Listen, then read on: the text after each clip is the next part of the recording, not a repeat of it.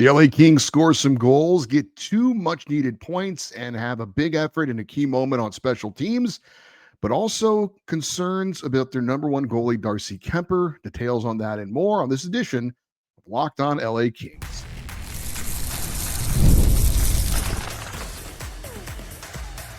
You are Locked On Kings, your daily podcast on the Los Angeles Kings, part of the Locked On Podcast Network, your team every day.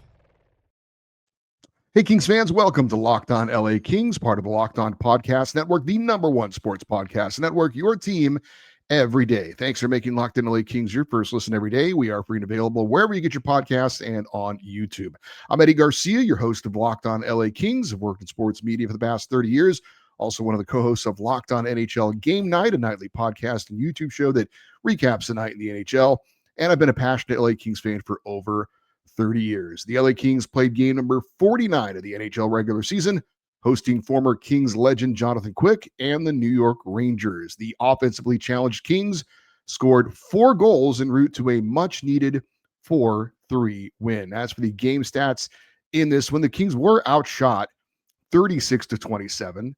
As far as special teams go, neither team got a power play goal. LA was 0 for 3 and the Rangers were 0 for 2, but we'll explain why that 0 for 2 was a lot bigger than it might seem. Face-offs, the Rangers dominated the Kings, winning 71.4% to the Kings' 28.6%. The Kings aren't a great face-off team, but they're better than that. My goodness, that was a clinic on face-offs by the New York Rangers, or the other thing for the Kings. The Rangers out-hit the Kings 24-15, and the Rangers had 21 block shots to the Kings 14. But LA gets the 4-3 victory. And the big takeaway for me from this game is a little bit like that stat line that we just saw. Sometimes the stats tell the story, sometimes they don't. And as happy as I am that the Kings got a much-needed 2 points, and I am happy about that, I feel like I have to start off with a couple of negatives. And we will get to the positives, and there were definitely some of those, but 2 things. Another concerning injury for Darcy Keumper on a play that didn't seem all that concerning when it happened, and also an opportunity for Jim Hiller to utilize Brandt Clark, and he didn't do it. Let's start, though, with Darcy Keumper. For the second time this season, he was forced out of a game after what I would call pretty minimal contact. Now, there's no report on what exactly the injury is. There was a Rangers player that went to the net. He kind of got his stick into the midsection of Darcy Keumper, and then his backside kind of made contact with Kemper's head. The play continued, and then Keumper was seen screaming at the referee to stop the play because he was injured, and the referee finally did. So play stopped, and Keumper just kind of slowly skates back and forth from one side of the boards to the other.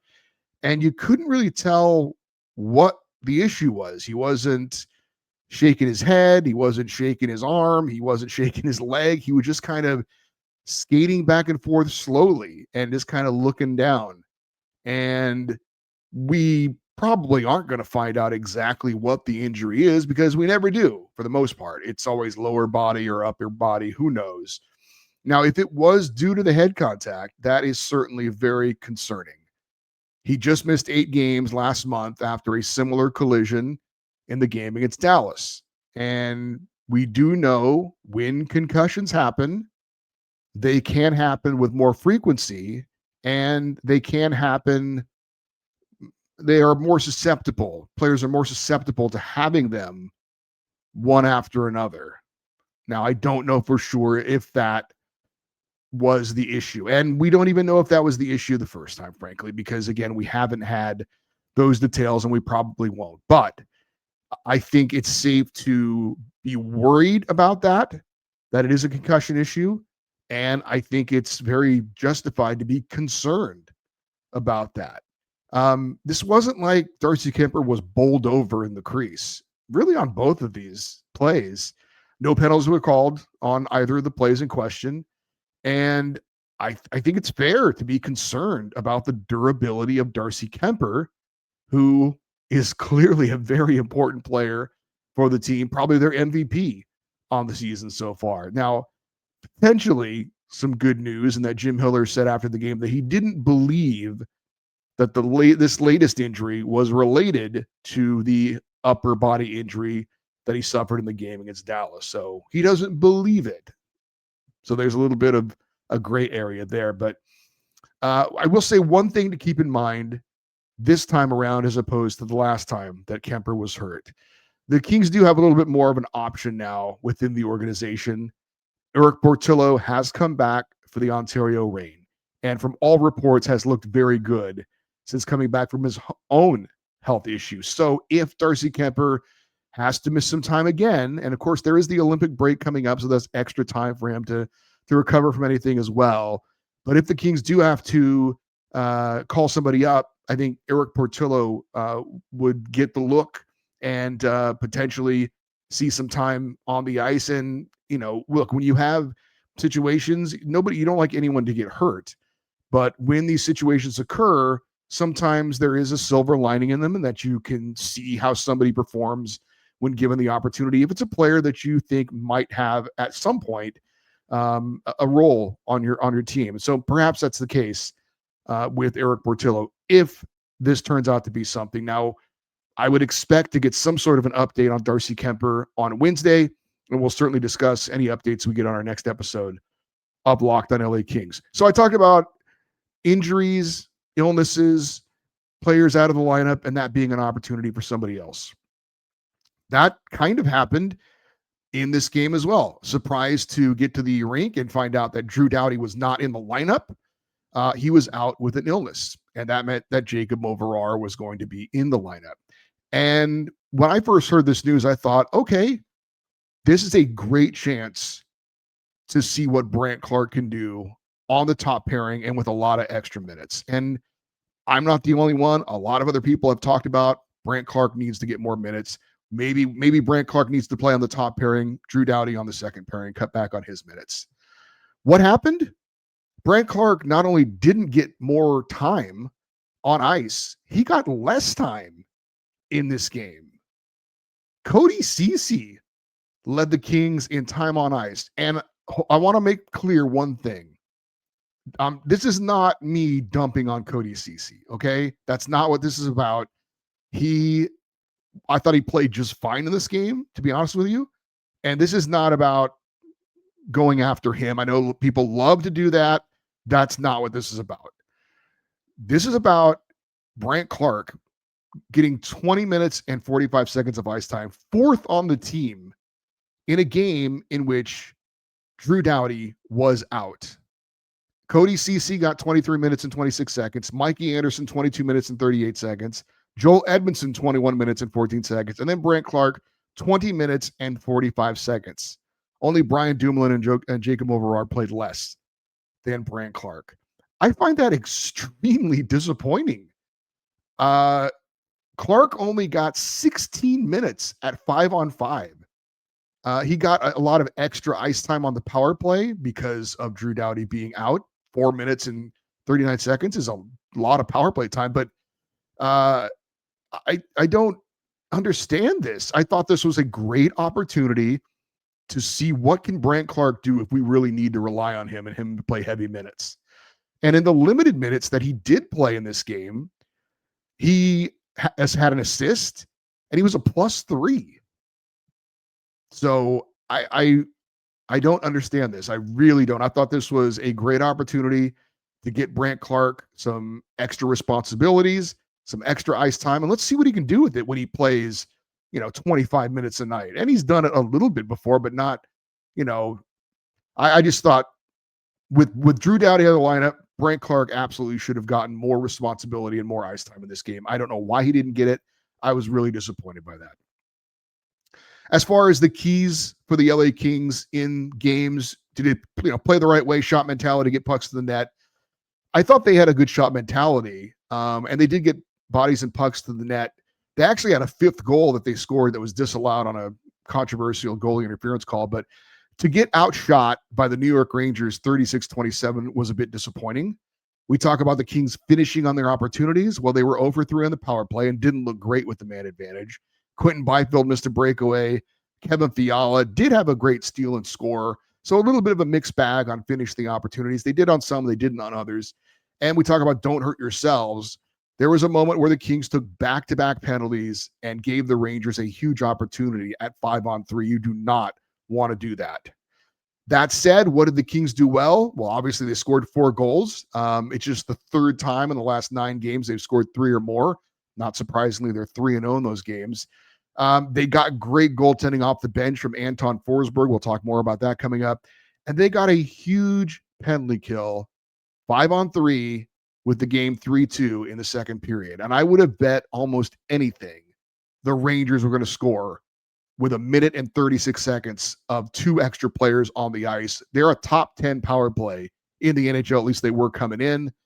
But great job by Quentin Byfield, Joel Armia, Mikey Anderson, Cody Ceci were the primary penalty killers on that 2-man advantage for the Rangers. Armia won a big face-off. He's not even a centerman for the Kings to clear the puck out of the zone.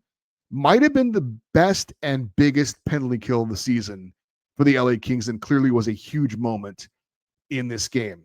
So was it a great performance by the LA Kings? No, I'd give it probably a B-. And look, I'm not looking down my nose at any 2 points the Kings get right now. But I didn't think they played great. I thought they played good enough. And frankly, we'll take that at the moment. But I do think they need to be better going forward. The New York Rangers are a struggling team. Again, I am happy about the 2 points. The Kings needed 2 points. Doesn't matter who the opponent is. Doesn't matter how you get it. They needed it and they got it. And certainly that's a good thing. The Kings have now played 31 one-goal games this season. They're 13-5-13 in those games, and now 20-16-13 on the season as they snap their 4-game losing skid. Anton Forsberg comes in cold to save the day. We'll talk about that next on Locked On LA Kings, your team every day. There is nothing like being near the ice for a hockey game. The speed, the hits, atmosphere, it is unmatched. Watching at home is great, but being in the building is a completely different experience. The only thing that used to get in the way was actually getting tickets, but the Gametime app gives the advantage back to the fans. It's the hack for unlocking amazing NHL tickets and experiences in just a few taps. I pull up the Gametime app to check out the upcoming NHL schedule. What's the LA Kings schedule looking like? And you can get tickets fast and easy. The app is incredibly easy to use. Browsing, comparing, and buying tickets takes just minutes. One of my favorite features is seeing the view from my seat before buying. You know exactly what you're getting, and the zone deals are clutch. You choose the section, Gametime picks the seats, and you save even more. Seeing NHL tickets available for as low as $25 makes it easy to plan a game night out. I really like that the fees are included up front, so the price you see is the price you pay. Knowing tickets are backed by the Gametime guarantee gives real peace of mind. Take the guesswork out of buying tickets with Gametime. Download the Gametime app, create an account, and use the code LOCKEDONNHL for $20 off your first purchase. My guy Brian in Mission Viejo took me to the game against the Rangers, and he used Gametime. True story. Terms apply. Again, create an account, redeem the code LOCKEDONNHL. Do like Brian did and get $20 off. Download the Gametime app today. Let's check in on some of the individual performances in the Kings' victory over the New York Rangers. And we want to share the lineup real quick because there were some changes. Corey Perry was back in the lineup. He has returned to the team since being away for a personal matter. And he played on the top line with Alex Laferriere and Adrian Kempe. Second line of Byfield, Fogle, and Armia. Third line of Turcotte, Fiala, and Kuzmenko. Jeff Malott moved off the top line down to the fourth line. He was with Samuel Helenius and Taylor Ward. Cody Ceci played on the top pairing with Mikey Anderson. Joel Edmondson and Brant Clark on the second pairing. And Jacob Moverar and Brian Dumoulin were the third pairing, with Dumoulin moving over from the left side to the right side. Darcy Kuemper started the game, but obviously he did not finish it, and Anton Forsberg was forced into action. And that's where we start talking about the Kings' 2 netminders. Darcy Kuemper allowing 2 goals on 8 shots before leaving in the final seconds of the opening period with that undisclosed injury. The first goal he allowed, totally unlucky. He makes a save on a shot. The rebound goes off the skate of Jacob Moverar and in. Nothing he can do about that one. The second goal, a nice passing play from the Rangers, cross ice, point blank, poor defensive coverage on that one. Anton Forsberg comes in, though, cold, finishes off the end of the first period, and then stops 27 of 28 shots. He made 8 saves with the Kings shorthanded. He was great. The lone goal he let in was in the final seconds. It was a shot from the boards that wasn't a great goal allowed, but he did so many other great things. Anton Forsberg just played a fantastic game, and we're going to talk about him a little bit later when we talk about our giving out our crowns for this win. Forsberg was asked afterwards about the mindset of coming into a game like he did. He said, quote, "At that time, it happened so quick. So it was the end of the period, a couple of seconds left. So at that point, just get through the first and then see what happens after that.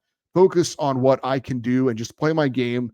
Come in here. I found out that I was going to play the whole game. So at that point, I just focus. There's nothing different from starting a game from the start. Still the same game. I have the same job no matter what." End quote.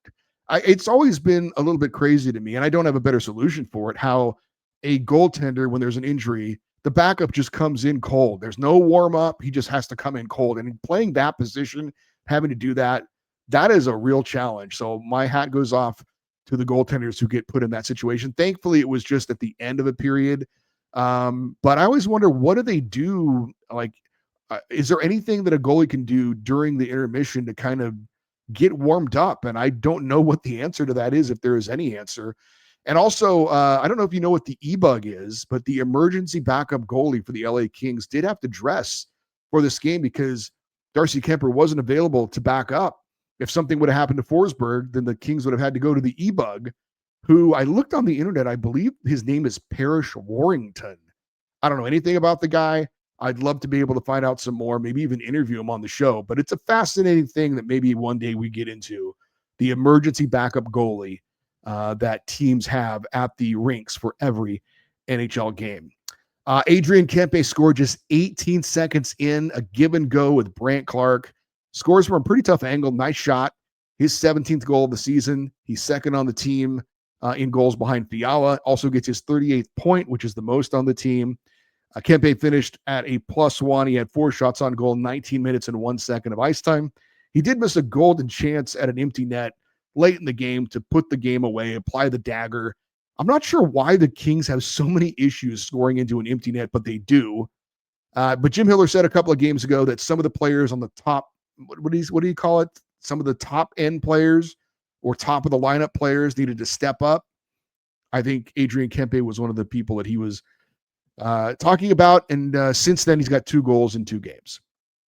Kevin Fiala scored the second goal of the game for the Kings. Real nice steal off a bad play by Vladislav Gavrikov as he was back in LA. Right on the doorstep. Easy goal for Fiala, but great anticipation. Great job of having your stick on the ice. They always say that most basic fundamental hockey, keep your stick on the ice. That's where the puck's going to be. And just a great job of taking advantage of a big mistake by the Rangers. We talk about taking advantage of your opportunities. Fiala certainly did it on that. On the 4th goal, Fiala won a board battle, which is not what you think when you think of Kevin Fiala. Kept the puck in, eventually put a shot on goal, and then the rebound was put in.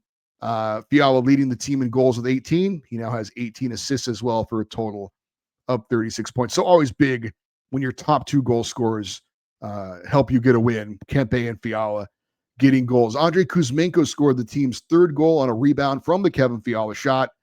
That Turcotte, Fiala, Kuzmenko line continues to be active and productive. Didn't see it coming.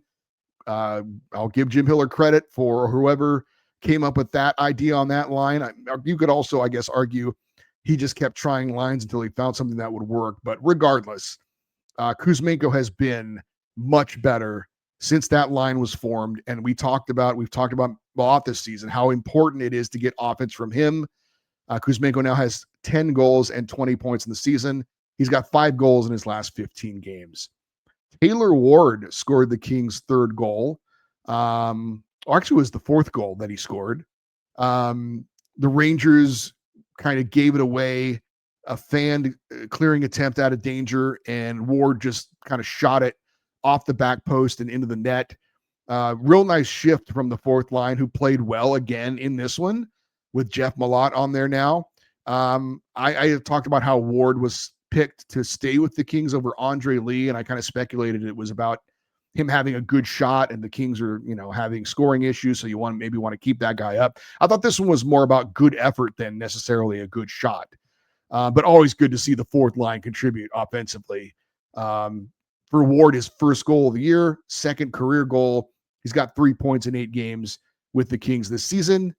He had 2 shots on goal, was an even player, 9 minutes of ice time, and he's also been getting a little bit of power play time on the second unit as well. Tough night for Quinton Byfield. Not all of it was bad, so I don't want to make it seem like that's the case, but no points, had 1 shot on goal. He was a -2. 16 minutes and 19 seconds of ice time is his fewest minutes this season. And I got to think a huge part of it was faceoffs, that they didn't want to get him out there because he was so bad in the faceoff dot or on the faceoff dot. 1 faceoff win, 14 faceoff losses. That's atrocious. And, for people who are maybe saying moving to the wing, I mean, that's a pretty big reason for why. I mean, now he hasn't done that all season, but still, he hasn't been great on faceoffs. But that was just a awful, awful night in the faceoff circle. He also missed a breakaway in the first period, and there were some key faceoffs lost late, including that final goal with 30 seconds left that gave the Rangers a little bit of hope. He lost the faceoff on that one too, but again, was everything that Quinton Byfield did in this game bad? No, but the faceoffs were pretty awful, and there were some other missed opportunities as well for Quinton Byfield. Checking the stats overall for LA, you got goals from Kempe, Fiala, Kuzmenko, and Ward. Assists for Fiala, Perry, Turcotte, Malat, Hellenius, and Clark. Kempe and Kuzmenko each had 4 shots on goal to lead the team. The entire defensive core had 6 shots on goal. That needs to be better. They got to get more shots on goal. Cody Ceci had 3 blocked shots to lead the team. Alex Laferriere, 4 hits. Ceci led the team in ice time. How about that? 23 minutes, 26 seconds. And Alex Laferriere won 8 of 15 faceoffs, 53.3%. That was the best on the team. Jonathan Quick and Vladislav Gavrikov returned for LA. For Quick, was this the final game in Los Angeles? We'll talk a little bit about that next here on Locked On LA Kings, your team every day.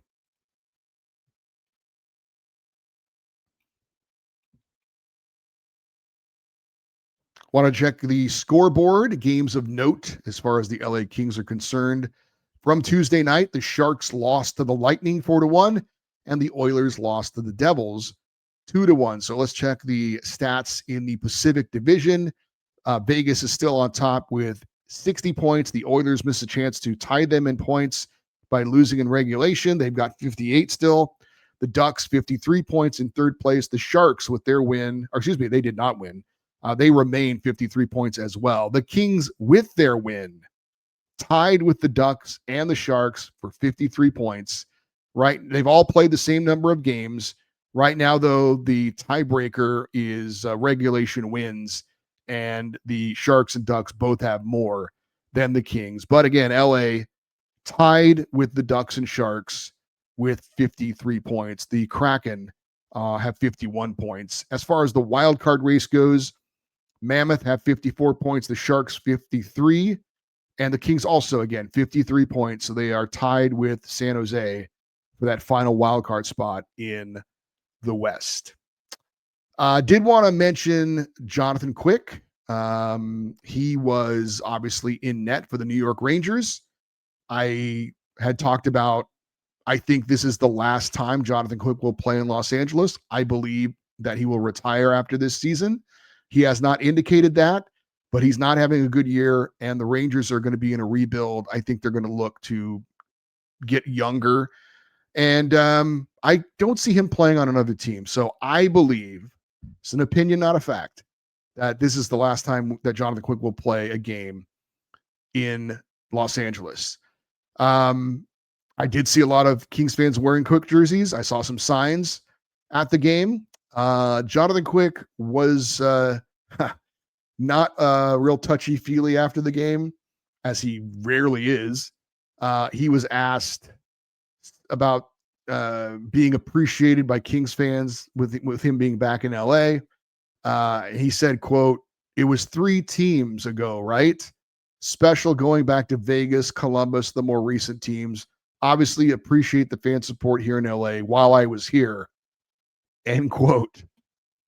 I'm not surprised. Look, it is also after a loss, and he's not playing well. I'm sure he wanted to beat his old team. He's a super competitive guy. He's never enjoyed talking to the media. He's always been a bit of a red ass, if you know that term. I still thought those comments were pretty not surprising, but still disappointing. All he had to do was say, I always appreciate the support in LA. That's all he had to say, which I'm sure is probably true. But bringing up like being special, going back to Vegas and Columbus, like the Kings are like those teams. Are you kidding me?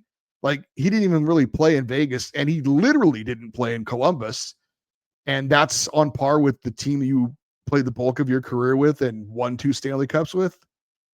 He was also asked, I think it was John Hoven asked him, was he disappointed that he didn't see Kopitar and Doughty out on the ice? And I believe his response was, I don't understand the question. It's like, you understand the question. Come on, man. I don't know. I wasn't surprised, so it didn't, it was disappointing. I do wonder if once he retires, if he's going to be okay to come back for a jersey retirement. I hope so. He deserves it. He's the greatest goalie in Kings history, but he's always been, like I said, I think a red ass is a good term for it. I didn't think, again, I appreciate the competitor in him, and he's not playing for the Kings anymore. And there was some bad blood. You know, Dustin Brown was gracious in putting aside his differences with the Kings and, you know, getting the C stripped from him and all that kind of stuff. And he came back and was honored, and it was a great night for him and the Kings. I hope Jonathan Quick can do that one day. And yeah. Also, I had totally forgotten about Vladislav Gavrikov coming back. They gave him a little video tribute, and he waved to the fans. I would say the reception for Gabby was lukewarm. I didn't hear any boos. I thought it was some polite applause. But yeah, I don't think a lot of Kings fans were all like, you know, oh, it's so great to see him come back. I really liked him when he was here, but the way he left, I think left a little bit of a sour taste. I did want to, talking about Jonathan Quick and then Drew Doughty not playing and Andrei Kopitar being out of the lineup. I saw this on X from LA Kings uniform history at Kings Uni history. And this person put out there on social media, for the first time in 20 years, the Kings played a game in which Andrei Kopitar, Drew Doughty, Dustin Brown, or Jonathan Quick were not in the lineup. That's a span of 1,570 games. Ironically, though, Quick was on the ice, just not for the Kings. I thought that was quite a stat, and good on LA Kings uniform history for putting that out there. That was something. Speaking of Andrei Kopitar, do not know his status going forward. Jim Hiller said after the game, wasn't sure if he'd be making the road trip. Same thing goes for Trevor Moore. Kings are off for 3 days. Next game Saturday in St. Louis against the Blues. So I said the Kings needed 6 points in 5 games over this, what I felt was a crucial stretch of games. So far, 4 points in 3 games, so they need 2 more points in the next 2 games. We'll see if they can do it or not. I do want to give a special shout out to Brian in Mission Viejo, I talked about earlier. He was very generous in treating me to a night out at the Kings game as a fan, and we sat in a suite. It wasn't the super bougie, free food and drink suite, but it was it was still fun to sit in the suite. You got some nice, big, comfortable seats. You can walk around, move around, no line for the bathroom. So it was a great view from that suite we were in. So Brian, thank you very much for your generosity. Really appreciate you as an everydayer, and that was a lot of fun. Thank you very much for that. Also, shout out to Sean and Gwen and her friend Robin, who we met and said hello to as well at the game. All right, for you everydayers, those of you that listen to watch Locked On LA Kings every day, coming up on our next show, we're going to talk about some trade rumors involving the LA Kings, some players that may be available, including one we saw for the New York Rangers in this game, Artemi Panarin. We will get into that coming up in our next show. And also, we're going to have Daryl Evans from the LA Kings is going to join us for our Thursday show and get his thoughts on what's going on with the Kings right now. If you want to get in touch with the show, the email address is lockedoneddie@gmail.com, EDDIE. And you're always welcome to post your thoughts if you're watching on YouTube in the comments section. Love you to stay connected with the show on social media, X, Twitter, Instagram, TikTok. We are at Locked On LA Kings. Thank you for listening and watching this episode of Locked On LA Kings, part of the Locked On Podcast Network, your team every day. Have a great rest of your day. We'll talk to you next time. And as always, go Kings, go.